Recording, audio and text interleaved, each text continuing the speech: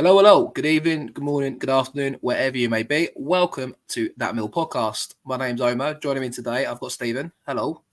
Hello, Omar. Dan, are you good? Living the dream, mate. We've also got Dan with us, as Stephen just alluded to there. Hello, mate. How are you? Hello, yeah, not bad. I'm back again for some more. You couldn't quite scare me off. Yeah, today. I think you had Mickey. You had Mickey on the live show, I was didn't you? about to say, yeah, if I've conquered that, there's not much else I can't do. So, And a bit of negativity from Jay's added into that as well. of course. Negative Dan is not necessarily Negative Dan as much anymore if you've not watched the recent shows, but we're going to talk today a bit more at length about the impact of Japhet Tanganga. I've got the guys on to talk about obviously the weekend's game. But I'm going to interject quickly. For anyone who's not a Millwall fan listening or watching this, he's rubbish. He's rubbish. You can turn off now. He's rubbish. Yeah, I've done some stats crunching anyway. Looked into his impact since joining us. We're going to obviously talk about that, but also we're going to talk about Saturday's game. Obviously, away win for us at Swansea. If you're new around here, be sure to like, subscribe, and like the video. Be sure to follow us on socials at That Mill Pods.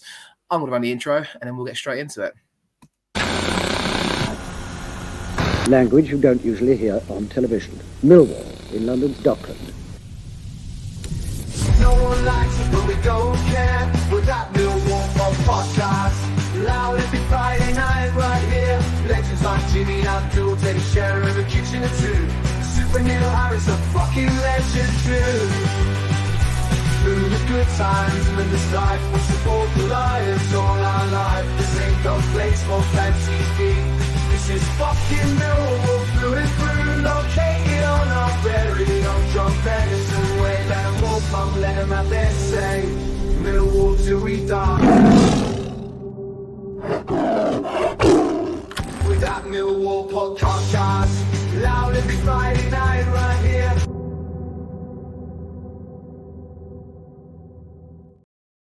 And Mickey, if you're watching, I ran that intro just for you because I know you love the song so much. So anyway, we're talking in the aftermath. It's Monday evening. This probably might go out on Wednesday.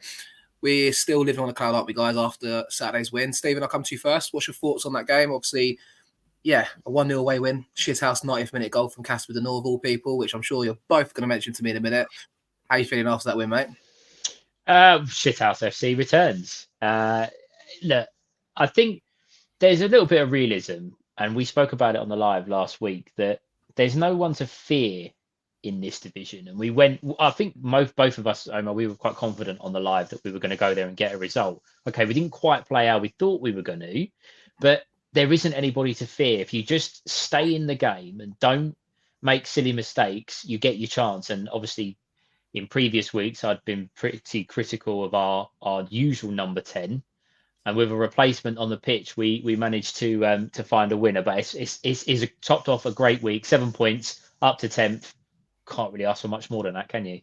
No, you can't. I mean, Dan, thoughts on that? Obviously, glass half full. Bit of energy here. You're no longer negative, Dan. What's your thoughts? No, first thing I'm going to say is Swansea must absolutely hate us. So that's the last two games we've done them 1-0. And the game before that was when we got at their place. We got the 2 own goals in added time to draw 2-2. So they must absolutely hate it when they must see us coming at the moment. It's not the fair. I remember we've done them over a couple of times 1-0 at their place now. But yeah, I think it was a really you can't really turn your nose up at any away points, particularly knowing that we're stronger at home than we are away. So I think any point on the road's great, let alone 3 points. I thought it was a really good goal all round. I thought firstly Ivanovic's pressing to put the keeper under pressure, force the area with the ball, and Aziz with that little bit of end product and quality which we haven't quite seen yet. He's had a couple of chances up until then, and then he put that on a plate for Casper, and it was a very good finish under pressure from the defender. And I know Stephen just touched upon being critical of our number 10. I wonder, possibly, with Billy Mitchell looking like he's going to be returning to the squad, probably won't see him, I imagine, this side of the international break. But if he's going to be back, and we know Harris is a big fan, could we possibly see him and Saville with the Nor playing in the 10 a bit more? I think it opens up to it, doesn't it, Stephen, a little bit? I think, he's obviously come on, scored the goal. And do you know what? I know people say it in the past. I've always been for... Let's address the elephant in the room. Casper de North, for me, off the ball in particular, I've always spoke about it. Just not a fan of his presence in the midfield, especially next to Saville. We spoke about it on Friday, didn't we, as well, Stephen? But it is true. It does open up a can of worms a little bit. A nice problem for Harris to have, though, nonetheless, I suppose. Yeah, and also, he's probably the work off the ball will be less magnified in the number 10 because you're not asking him to do the defensive work that he would have to do when he does play next to Saville. So off the ball. It coincidentally, his off the ball movement was what created the space for the goal, and that's ball, different. But what I'm saying is, though, it's different when you're defending than what it is when you're going forward. So Yeah. I think it certainly opens up a possibility. And again, we all say his passing ability. Maybe that's what Langstaff, Ivanovic, Coburn, dare I say, Tom Bradshaw might need to have someone to feed the ball through to them. Didn't know Ben was on the show with us tonight. I never said I wanted Tom Bradshaw to play, but we all know what's coming. Yeah, I've reviewed that, haven't we? We said it on Friday, and we all said it on the show on Sunday with Jay. But I can't wait to go Stoke away and see Tom Bradshaw play in front of his own with Ivanovic, Coburn. Ben's in dreamland, mate. Don't worry, you're gonna have a great weekend. It'll be a top weekend for sure. I mean, you mentioned Aziz as well, Dan. I think it was a good contribution from him, wasn't it? I think he took it in his stride. Obviously, you mentioned the pressing from Ivanovic. Aziz done the magic, and that's going to be confidence building for him as well, and amplify the fact that the options we've got, we can change games, can't we? He looks a little bit of a confidence player, so I'm quite glad that's happened for him, because as we mentioned, he's had a couple of chances against QPR, against Plymouth, and against West Brom. He's had a couple of decent chances, hasn't quite managed to find the end product, but hopefully now he's got that one, he can get on a bit of a run. And as you've mentioned, it gives us options, because we've got obviously Watmore, who's dropped off a little bit at the start of the season. Well, we've got Aziz, who hopefully will find a bit of confidence now after that. Obviously, we've got SA, who we don't really need to speak too much about. But again, that maybe opens up another possibility if he wants to keep playing the 4-2-3-1, of possibly putting one of them in the number 10 as well. Yeah, for sure. I mean, Stephen, any thoughts on that? Obviously, the options that France would have. Yeah.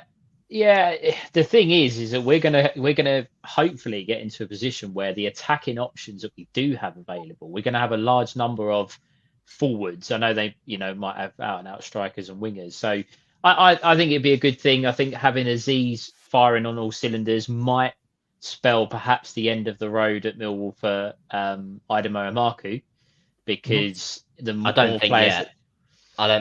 think go on. The more players that come back into the fold, if Amaku's already not in Harris's good books as it is, will he find himself not making the squad? Good problem to have if you've got so many forward players, but he might be a casualty of it. But would rather be in that position than perhaps a Fred. I don't think that's long term. I think that's just short term, because there was an article that was put out the other day that Amaku saw a deadline day move to a League One team fall through late on. But look, I think there's every chance that he probably does go out on loan in January. As you just mentioned, he's not in the good books. It's a shame, because I think in pre-season and even the Watford game when he came on, he completely changed the game for us and was critical for us getting the 2 goals that we did get in that game. So I thought he was going to have a big part to play this season. So I'm a little bit disappointed by that, but ultimately, as you said, the strength in depth's very, very good at the moment. So you can't start putting him in because you think he might be good, where if you've got players that are being consistently good. No, yes, it's true. I think it's also up to the player, though, in a sense. We spoke about it on Friday, didn't we, Steve? It's like, these players are young. They're obviously we all see the promise in them, but it's up to the players to knock on the door and not literally, but obviously show it in their training performances, show that they want to be here and impress. He's still only 21, Amaku, just to touch on that anyway. He's kind of had the upward trajectory, hasn't he, in the last year? Signed a new contract, I think, just around the Christmas period. Edwards had him in the team quite a bit, didn't he, as well? And I suppose it goes around and comes around, but it's also maybe something I think about our fans as well, and the fan base in general. I mean, I was going to ask you guys this actually before we move on to talking about our defence and Tanganga, but we're just over a quarter of the way into the season now. 12 games, 15 goals scored, 12 against. What would you score the season so far, Stephen, out of 10, if you was to kind of look at it now and to think about it? It's just a on-the-spot question, and Dan gets a bit more time to prepare for it. But where would you assess it so far? And, we'll take place in the table. If you told me that at the start of the season, I'd have taken it with both hands, personally. I definitely would have taken it with both hands, having seen how we've played, and perhaps maybe a little bit of glass half empty here. But I would say about a 7. I think we've had a good start to the season, but it's a little bit a case of what if in some of those games where chances fall the right side for us, we really could have been in a really, really strong position. But I'm happy. I know there's a lot of our listeners and some of our panelists who perhaps share different sort of opinions on the manager and what kind of direction we're going in. For me, this season was all about consolidation again, set the foundations for moving forward. And let's be honest, we've got teenagers still coming in, impacting games of football, which is what the club want. We've got some real good players that are, Japhet Tanganga, mid-20s, players like that are Jensen, who's a good age, who I'm sure we'll come on to. So 7 out of 10, probably room for improvement, but happy enough as it stands. I feel in a weird way, Dan. So there's 7 out of 10 from Stephen there. But just for context, because we're going to come on to talk about the impact of Japhet Tanganga. Obviously, with 12 games of the season, like I said, just over a quarter of the way through, it's almost like a tale of two seasons in a weird way, or two parts to it. The part without Tanganga and the part with Tanganga. Because why I'm saying that is, if on Splash Score, I've got it open, the last 10 games, Mill sits 6th place in the form table, scored 10, conceded 5, would be 6th place in the playoffs in a sense. It's almost like a what if he was available, because we spoke about it at the time, and them games against Watford and Bristol City. It's a weird kind of thing, like, I don't want to over-amplify it too much, but we're going to delve into it and over-amplify it regardless. Where do you assess the season so far yourself anyway? But obviously with that in mind, the Tanganga affects a little bit as well. Yeah, well, I think it's quite interesting, because I think if you'd have asked me probably this time last week, just after the Derby game, before playing the Plymouth and Swansea games, I think I probably would have said around a 5 or a 6, because we were lower than where we should have been given our performances. It was just our inability to sometimes be Millwall-like in a way and kind of grind some performances and results out. But after the last 2 games, I'm actually going to go with a higher rating than Stephen. I'm actually going to go with 8, because for the majority of the season, I have enjoyed the football we've been playing. And look, I don't know whether we are going to kind of sustain where we are at the top of the league, or towards the top of the league. But I've really enjoyed watching the football that we've watched most of this season. Last season was a chore. The season before that, not so much, but the football wasn't great. So I think at the moment we're kind of getting the best of both worlds, where we're seeing some good football and the results overall are pretty decent as well. Yeah, I need to keep a log of this, guys. But so I'm going to give an 8 as well, that in my opinion. But I need to keep a log of this, because I asked the question when we done our predictions before the start of the season: will Neil Harris be the manager after this season? And it changes all the time. But what's your gut feeling now? My personal take on this is I think he might be. I'm starting to warm to the idea that he'll be here longer term. I don't know what you both think about this. Cool, sure. I'm gonna throw a grenade into here, and Stephen, I'll come to you again, mate. Is Neil Harris going to be the Mill manager after this season? Is my question to you. After the last game, he'll be into the new preseason, and he'll still be in the dugout. What do you reckon? If by some miracle we win the playoffs, yes. If we don't, I just think the board and Harris himself he made a comment in his press conference to leave the club in a better position than when he took over. And I just think that he's building all the way to that point. And I think that's that for me. And I think that would be the right call as well. Love the bloke. I defend him to the hills. Omer, I know you do as well. But I think he's been asked to do a job. He will do that job as successfully as he can, and then let the new person take over whatever the vision is moving forward. Unless we get promoted, then you've got to give him a crack. You have to. I'll ask you the question after the next 3 games as well, when we do show the international break and see what happens there. Dan, what about you? Is he going to be in the dugout next season? So we've had one yes and one no, and I'm probably going to sit on the fence more than anything. But I think the reason I'm probably going to sit on the fence more than anything is because I still think I think that's reduced a little bit, but I still think there's a little bit of tension behind the scenes between him and Gallen. Now, I think if that gets ironed out, there's really not much of a reason for him not to stay, because the football has been way better than any of us probably expected Neil Harris football to be, and the results are good. So on that basis, that I think there's no reason. But as Stephen said, he's trying to build the foundations, leave the club in a better place. So it's a bit of an awkward one. But if he can get whatever the kind of problems are with Gallen sorted, then who knows? Who does know exactly? And I think that's the exciting part. And I think that's one thing I'll echo as well. The excitement factor is back watching this club and watching this team play on a weekly basis. And that's all I want as a fan, to be honest, as a minimum. If anyone's curious, I'm looking at the form tables of the home and away form. We're 13th in the home table form. Everyone's played 6 games at home. Everyone's played 6 games away, and we're 10th there, which, you know, if you think about how Millwall normally go, if we can sustain that away form and start to cement the home form, you know, 2 big home games coming up, chaps, as well. Who knows? And that's me being a bit optimistic. Our next 4 games are pretty tough, so I think we'll probably get a good scope of where we are after these next 4 games, especially with 3 of them being at home and a trip to Stoke, which generally isn't an easy place to go. Correct, that's it. So on the impact of Harris anyway, we'll start to move to the topic of today's show, which is Japhet Tanganga. Obviously joined us in January on a loan deal initially under Joe Edwards. Went on to play 18 appearances last season, 17 starts, of which we had 6 clean sheets and 15 goals against. So fast forward to Neil Harris coming in, guys. That Southampton away game, that typical shithouse away win, and that's for Saturday. Well, under Harris, guys, we've had Tanganga play 22 games, 11 clean sheets, and only conceding 12 goals. Now, that as a statement itself, I think, is huge, considering where we're at the Championship and where Harris also came into it. We were speaking the Harris impact there, and I think that's also something to do with Tanganga's form in a sense, because we saw him prior to Harris under Joe Edwards playing right side centre half, didn't we, Stephen, at times as well. And I think at the time Harris came in, and even I think the likes of Sarkic at the time, God rest his soul, said in the press, it's simplified his game, made it very simple. I'm a goalie, I kick the ball at the net. And I imagine Tanganga, and I've seen it, and we've all seen it, the influence Harris has had in that sense to make things very simple for each player. You can see it in his performances, but also just how quality that guy is as a player. Yeah, and the interesting thing, when Harris first took over, I think we all expected it to be Hutchinson and Cooper, and that's going to be the end of it. They would be the 2 centre halves. He's going to go back to his tried and tested, which he did pretty much all around the pitch, apart from the trust in Jaff. And it's clear to see why, because he's obviously the best defender we have. He just is, and Harris isn't stupid. Just quickly. Are we pushing it by saying potentially best defender in the league? Because he's definitely up there. He is up there for sure. I mean, he's one of definitely. 1-on-1 defending Danny Mack's the best, obviously, guys. But you know, so but no, it's true. You're right, Stephen. I think it helped the back end of last year. And I'm going to come on and talk to you about for this season as well. We had Ryan Leonard next to him, so that right hand side of defence, Tanganga and Leonard is very good at this level when Leonard's on form, and he's not been at his, I wouldn't say he's been at his best this season, but he's not been far off it. So he's still performing at a very high level. So the right hand side of defence is locked down.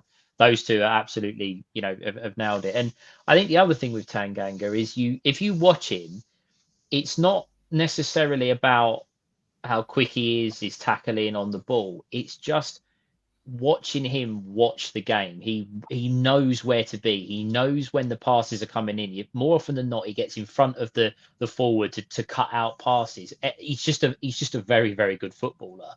And I don't think it's any coincidence that the stats that you've just given out there show that with him, we're clearly a very, very good side. And you also have to factor in as well, he's 2 different goalkeepers, the unrest of that over the summer. He's not Superman, but the way he's going at the moment, he ain't far off it, because his numbers speak for themselves. It's true. And I think Daniel just was about Tanganga as well under Harris. Only 4 games, a couple cup games, and obviously the first 2 games of the season. Take it with a pinch of salt because it's a small kind of catchment there. But 4 games, 1 clean sheet, which was against Portsmouth away, and we conceded 7 goals there. And it's obviously clear to see the impact he has. And I think, as Stephen's touched on there a few times, Dan, there, like about the impact of him. And he's also very demanding and very vocal with the players. And he's always the first to, even on Saturday, Jensen makes us to say, he's the first player to him, kind of animating him, and kind of congratulating him. He's a leader in that sense as well, I feel like, Dan, and makes a real impact on that side, I feel like, not only on the pitch, but also off it feels like. Yeah, I think that he gives so much confidence to the other defenders that I think that it just allows the other defenders to focus on their games a little bit. Because I think, and this is with all due respect to Hutchinson, but he's old now. His legs aren't quite there what they used to be. I think having Tanganga there means that Leonard can focus on his game. Cooper can focus on his game a little bit more, and he knows that he's got the legs of Tango next to him to help out. So I think that, yeah, he's demanding, and he's also spoken about Neil Harris being one of the best motivators in terms of managers that he's worked with, saying that he's on par with Mourinho. So I find that quite interesting. Is that a quote? Yeah, it's a deadly serious quote. You can, yeah. Thank you, Stephen. Well, we'll make sure you find that one. Don't worry. I love Harris. I'm very surprised you missed that one.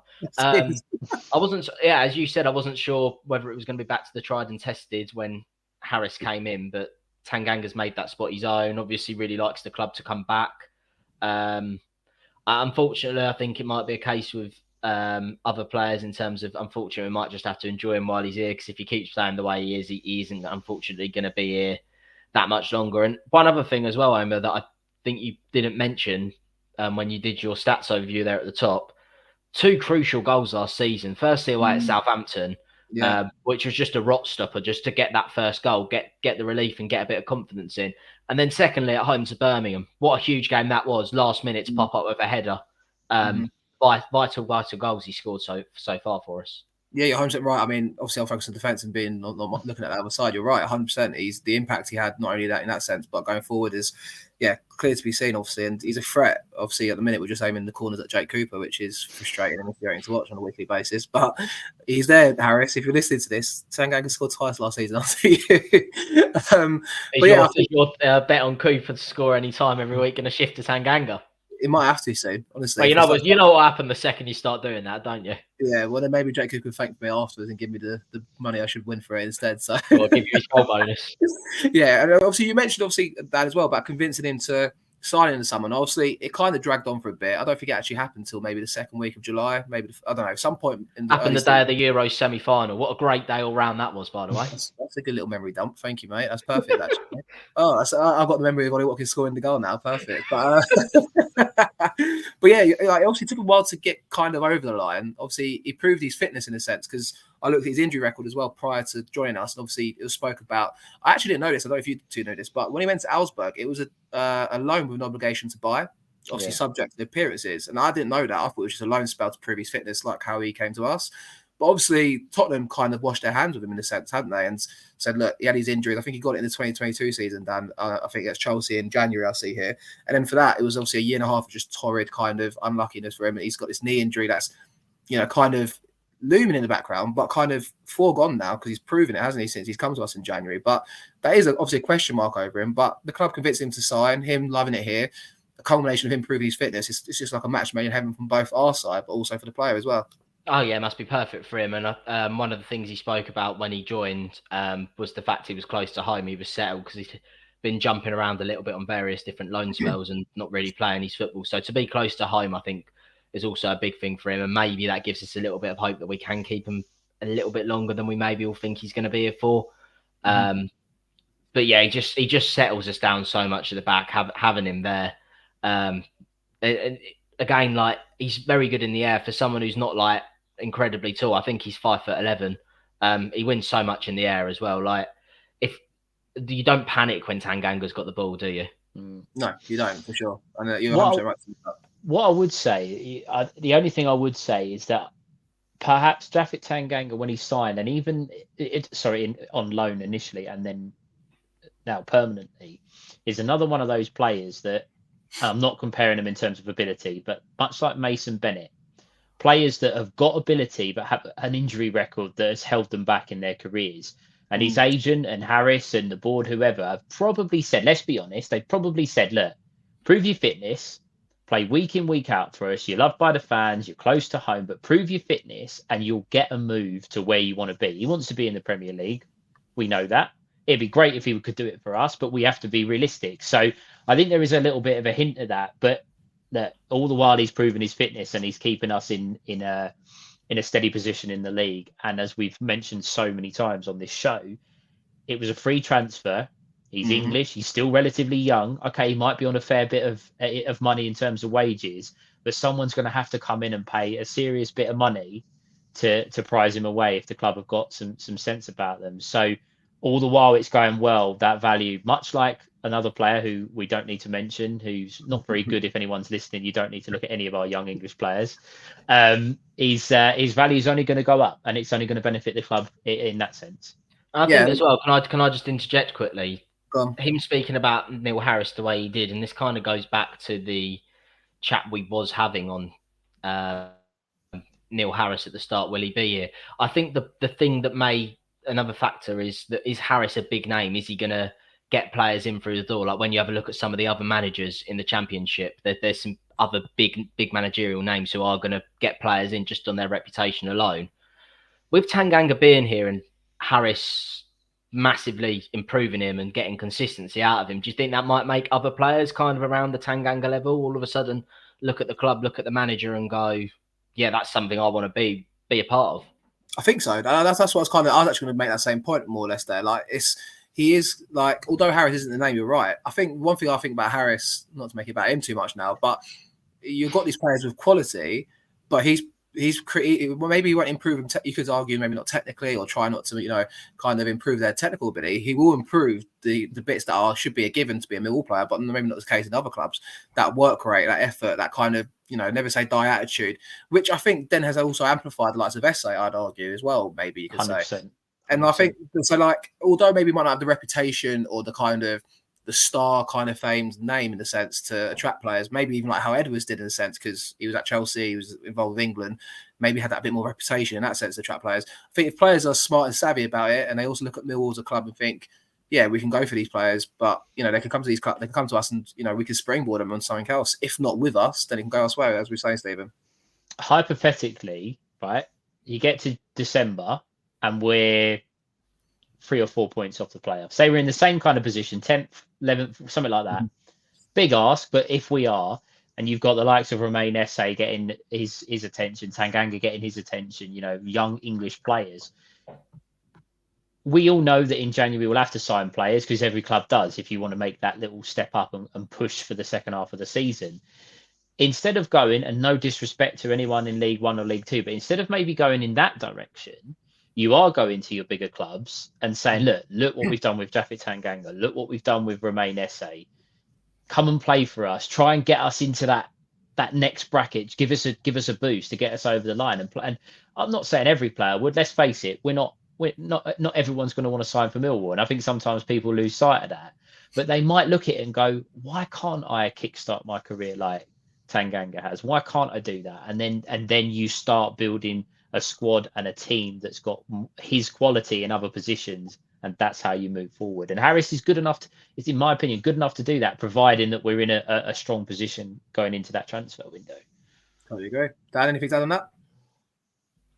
No, I kind of think Stephen's nailed all the points that I tried to make quite succinctly. I think he's kind of hit the nail on the head there, but no, he got more time than me, so that's fair enough. No, I think that's kind of the market we need to be looking in. I think if you look at Ipswich's squad, for example, they've got a lot of players that were very, very good from last season, but obviously they've gone out and spent 150 million odd, and they've got some players that aren't playing too much for them all of a sudden. So why don't we maybe say to Ipswich, well, can we take him?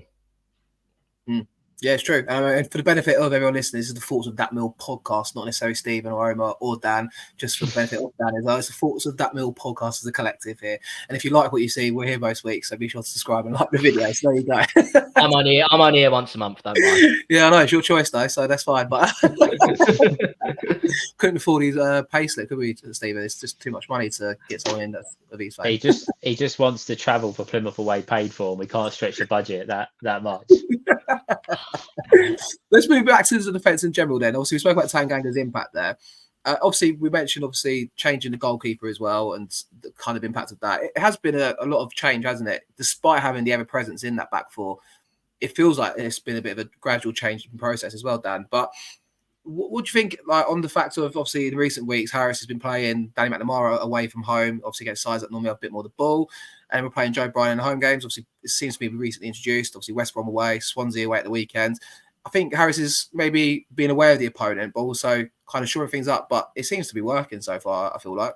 I quite like it, to be completely honest. I think another thing you have to consider is Brian's injury record, which isn't fantastic. We need to protect him a little bit, especially if Scanlon's going to be out long term. It doesn't sound like he's going to be back for a while, potentially New Year. Yeah. So I think we need to bear that in mind. But I think the thing with Danny Mac that you could never really question, even when he was going through some slightly poor spells with us, was his defensive ability. His one-on-one defending, as you highlighted, is always exceptional. His tackling's very good. It's just unfortunately sometimes that his lack of end products let him down. But in the games where we're going to be playing the teams that are going to have more of the ball and teams that are going to attack a bit more, I really don't have a problem with him playing. I think at home I would like to see Brian play, because just at home you want to take the game to teams and you want to be on the front foot and be aggressive. And I'm sounding really like Neil Harris here, like listing all the characteristics of a Millwall team, especially when you're playing at the 10. You've got 4 hours almost. Keep going. Yeah. So I think that's definitely the right strategy. And there is other games as well when you go away from home that you want to be attacking in and stuff like that. But I think as a potential substitute that can make an impact. I don't think Brian's like a bad option to have there either. He's shown at times this season he's got some good attacking flair on him as well. So it gives you the option really if you need to put another defender on to try and solidify whatever you've got, or if you need to change it up, or if even Leonard gets injured, at least you've got the option of Danny Mack going to the right and bringing Brian on the left. For sure. And I think, Stephen, that's kind of what I was getting onto there in a second. Like, if there is injuries, is the $1 million problem, isn't it, really? It's if Tanganga goes down injured, God forbid he doesn't. If even Cooper goes down injured, you've got the idea of Murray Wallace or Harding. It'd probably be Hutchinson, let's be honest, next to Tanganga. I don't know where Harris would go with that. But I guess that is a weak area. But obviously, at the moment, we've still got the options there. But that is the fear, isn't it, if there's an injury? And on the Danny Mack thing, I think he's done nothing wrong, Danny Mack, whenever he's played. And even to last season, it's just his quality going forward, like Dan highlighted there. But you've got the options. It's great to have. But I think the centre of the defence, if there's an injury or two in there, then there will spark a lot of problems like we highlighted about Tanganga. Yeah, I think the only word that, just before I go on, that Dan missed from the Neil Harris bingo card was transition. I was waiting for him to get the transition in, because that seems to be the other buzzword, doesn't it? But I was waiting for him to do it, but he didn't quite get there. But sorry, no, the centre half, it is a bit of a concern. It is a worry with Jaff that if he gets injured, you do have the possibility of Leonard playing at centre back. I think he would be capable of doing that if you wanted to go down that route. You could also, if I mean, God forbid if this happened, but Tanganga's actually a fullback. He was a right back initially, so you've got that option out there. It's the I think we've been quite lucky that Cooper and Tanganga have been able to play virtually every game when available. I think Coops might have missed one, or come off in one. He played in the end. He come off in one, didn't he? But he come back he was fit enough to play. So we're almost maybe thinking one eye ahead to January. Maybe that's a position that we'll look at, because clearly he doesn't fancy Wes Harding. He's only really getting on the bench because we don't have any other options at the moment. Murray Wallace, I really don't think he wants to play him either. So maybe we're kind of crawling to the finish line, of this half of the season to get reinforcements. But on Danny Mack, I had been critical of him last season. There are times where he was going through a bad spell. I think defensively he's been excellent when he's played this year, and does warrant a start away from home. I think Dan was spot on. Brian at home gives you a little bit more going forward, and I think, by his own admission, Danny McNamara probably would say that he probably does need to be a bit better going forward, which is probably why he doesn't get to play at home as much. But providing you've got that, I'd say the five, so Ryan, Leonard, Tanganga, Cooper, Brian and Danny Mack fit for the majority of this mini part of the season, I think defensively we'll be okay. Yeah, and unfortunately, it looks like Charlie Quez was playing games at Toulouse, so I don't think we could be linked with him in the January window either, Dan. That's a shame, isn't it? It'd be nice, not knocking Cooper. I still think he's a little bit below the kind of standards we expect, but how nice would it have been to have two? I don't know why we didn't do this. Why? I know obviously it's time and needs and demands at the time and stuff, and we kind of, like we spoke about Cooper last season where we questioned his form, didn't we, Dan? We thought we kind of shot ourselves in the foot by giving him a new contract. This season, I think the last few games, Cooper's been magnificent. I can't fault him whatsoever, to be honest, and I need to say that because I've also been questioning it at times. But I think, why didn't the club try it if we had the foresight, I suppose, to know if Fleming's going to go? It's all hypothetical, isn't it? But Creswell and Tanganga as a centre-half pairing would be unbelievable, wouldn't it? I would be laughing. I mean, you'd like to think that'd be the centre-half pairing that would take us to the Premier League, but even if they weren't, think about the potential profit that's there. I think that's how the club are trying to think more now as well, rather than how many old players can we have on contracts and just keep extending them year after year because we feel bad until they're pretty much at retirement age. They're now thinking, right, how can we lower the age of the squad? Are some of these players going to make us money in the future? No, for sure. Can I just add in on Jake Cooper though? One thing that drives me absolutely insane about him. Go on. And he's got to stop doing it. When he goes up for a free kick, I know he's fouled the majority of the time, but the amount of times that push, you see him do it every single week, and it's a foul, and he's standing there going, "What do I do? What?" Just, you don't need to. You're 6'7" or whatever he is. Just, I know he gets fouled a lot, and I understand that, but as soon as the attacker puts his hands up, it's a foul all day long. So cut that out. He's got to be close to a testimonial at this point, hasn't he? He can't be too far off. I think he's got to last one more year because he signed on loan the year we got to the cup when we played Spurs, because he got sent off, didn't he, against got sent off against Leicester, and that was 2000 and oh no, it might be 2 years. That was 2016, I think. Yeah, that sounds about right. 16, 17 he signed. So he's got this season and probably one more. He's also well on track to get into, the appearance. I think if he's not already in there, I think he's got 320 games maybe playing the league and 350 overall for the club. He's on. He gets a lot of respect from us, but he's probably one of those we look back on afterwards, isn't it? I suppose, to go what player he was in a sense. Injury record. His injury record is outstanding for a centre half, and for someone who's not. Let's be honest, he's not quick, so you might think at times he overstretches or puts his body on the line. For someone to have his injury record as a centre half, a Millwall centre half, is pretty good going. Well, I know. Sure. To be honest, you're saying we'll look back at him and think he wasn't a bad player in like 20 years or whatever, and I'm sure many of our fan base also do this. They'll probably look back and go, "Oh yeah, he won me a couple of £100 quite a few times." You're not wrong, mate. You're not wrong, but just stop pushing him like that. Don't push him on the corner. What are you doing? Come on. I tell you what. Hold on. Before, just one more thing on Cooper. On Saturday, when he broke through, when it opened up for him, I'm thinking, here we go. This is going in the top bins, and that's the goal of the season sorted. But I don't really know what he was trying to do there, actually, because I know he was trying to play the pass, but he absolutely levered it, I think, at Duncan Watmore. But I was thinking, here we go. This is it. United away 2.0. We was at the other end of the goal, so obviously that was at attacking the Swansea end, and it's broke for him, and he's touched it, and we're all going shoot, and it's like he almost went to pass then shot. He kind of done both at the same time. It's like what are you doing? But I thought it set up for him. The headlines are written. I was like, here we go. Right, let's just wrap up anyway and talk about the goalkeeper. Obviously, Jensen arrived in the summer. I just kind of want to maybe assess how he's doing, guys. Obviously, on the weekends, I think, he put some great saves, kept us in that game, to be honest. And he's been voted fans man of the match on social media as such as well, really. I mean, Stephen, on Jensen, how do you assess he's getting on? I mean, I felt in the first half there is a lot of angst because they were defending our goal where we were defending on Saturday, so we're watching it happen. A couple of times it's like it doesn't come for the ball. I can hear fans saying he keeps going for the pot of Vaseline. I don't know if anyone's clocked this yet. And if you haven't, start to watch this because it's going to do your head in like it did for me afterwards. Every 5 minutes, he's getting Vaseline out of his pot and he's wiping his hands and doing this and he's doing his hair. And as the skater behind me just caning, going, leave the fucking Vaseline alone. And then they kept doing it. And then I'm like, Jesus, leave it alone. But I'll give, second half, unbelievable saves, kept us in the game. And he seems to be growing into it. But also, he doesn't seem to be a commanding goalkeeper despite being the height he is. It's to be critical.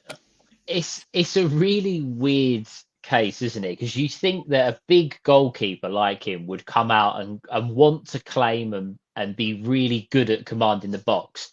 And let's be honest, he's just not very good at it. The other teams put everyone on him on a corner, and you just think, oh God, here we go. We're in trouble. Shot stopper, and I know that the goalkeepers union and everyone will say, well, that's his job, but the saves he's made, I think Hull, there was 2 at Hull where one of them was point blank. There's been some really good saves in games that have kept us in it or kept us level or whatever on Saturday, certainly.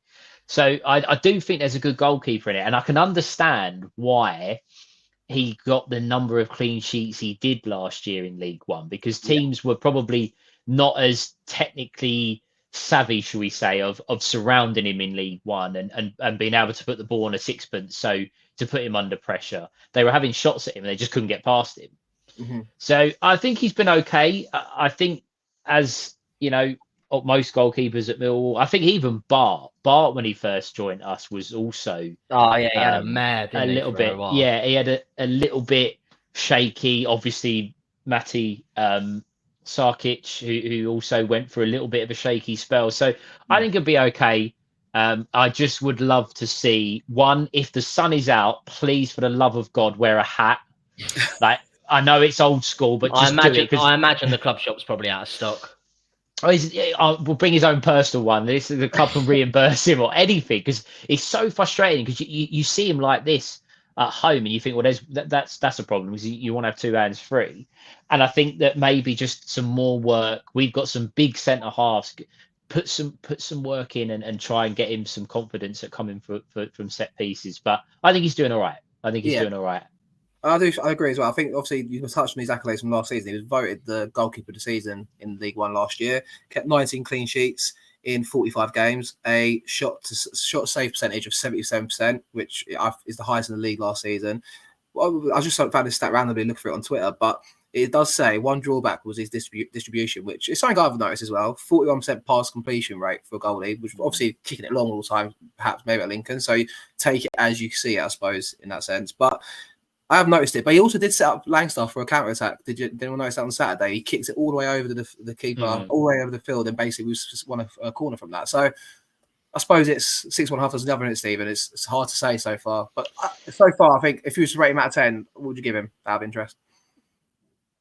I don't want to pick the same number, but 7. Yeah, I'll say 7 as well. Dan, because I think he's earned us. Sorry, I think he's earned us points. I know he's cost us points, but he's also earned us points massively. Dan, thoughts on Jensen and your rate out of 10?